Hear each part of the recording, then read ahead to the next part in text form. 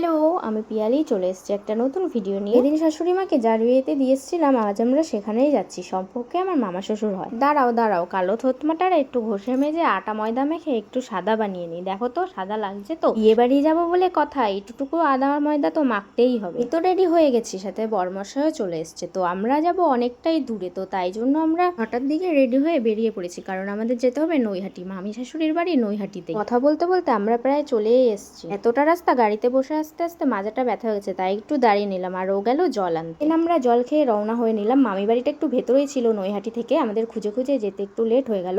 তো আমরা পৌঁছে গেছি। এখানে এসে দেখি সবাই চলে এসছে, বরযাত্রীরা।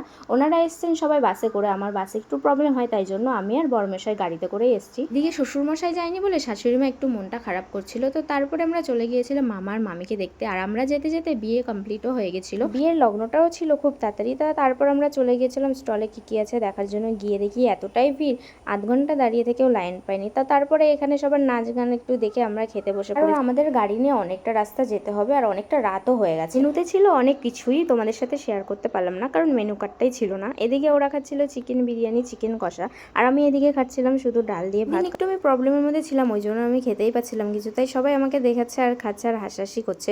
আর আমি একটা এক্সট্রা ড্রেস নিয়ে গেছিলাম, যেহেতু আমাদের অনেক রাত্রে অনেকটা দূর আসতে হবে। আর আমি শাড়িটা চেঞ্জ করে ড্রেসটা পরে বাড়ির দিকে রওনা হয়ে পড়লাম। ভিডিওটা এই পর্যন্ত, বাই বাই।